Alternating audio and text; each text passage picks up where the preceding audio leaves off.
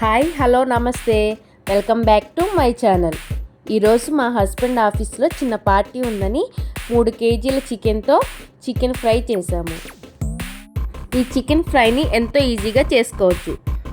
So వీడియోని skip చేయకుండా step by step చూడండి.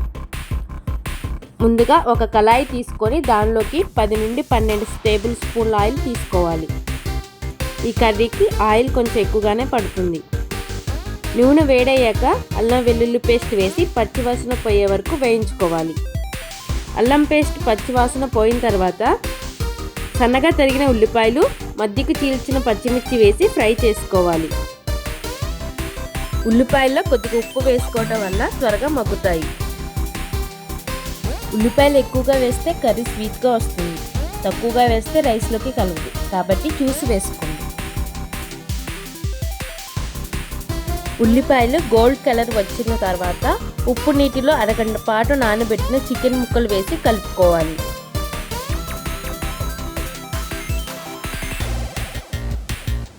చికెన్ ముక్కలు మీడియం సైజులో ఉంటే బాగుంటాయి. ఉప్పు నీటిలో నానబెట్టడం వల్ల ముక్క బాగా ఫ్రై అయ్యి జ్యూసీగా ఉంటుంది. ఇంకా కర్రీ కూడా టేస్టీగా ఉంటుంది. మూత పెట్టి మధ్య మధ్యలో కలుపుకుంటూ ఫ్రై చేసుకోవాలి.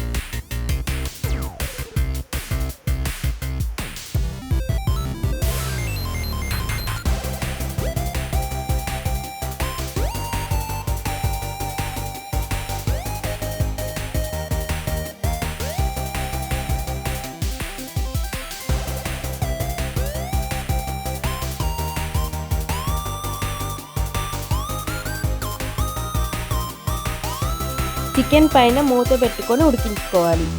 ఈ చికెన్ కర్రీకి వాటర్ పోయాల్సిన అవసరం లేదు. మూత పెట్టి మగ్గిస్తే వాటర్ వచ్చేస్తాయి.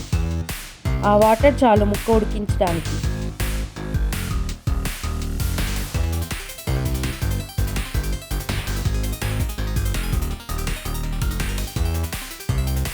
చికెన్ ముక్కలు ఉడికిన తర్వాత 5 నుంచి 6 పెద్ద సైజు టమాటాలు వేసుకోవాలి.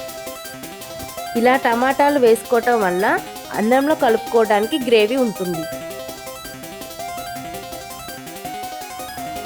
టమాటా ముక్కలు వేయటం వల్ల కర్రీ చాలా టేస్టీగా ఉంటుంది.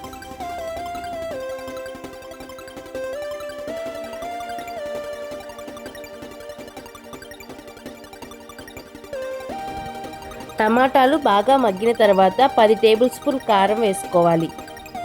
కారం మొత్తం ముక్కలకు పట్టేలా బాగా కలుపుకోవాలి.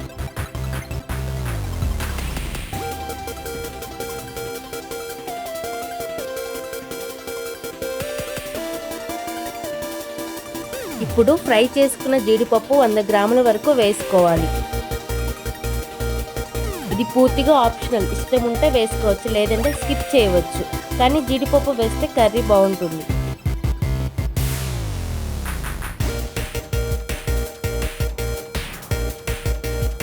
తర్వాత జీలకర్ర పొడి 2 టేబుల్ స్పూన్, ధనియాల పొడి 6 టేబుల్ స్పూన్, ఇంకా గరం మసాలా 1/2 టేబుల్ స్పూన్ వేసి బాగా కలుపుకోవాలి.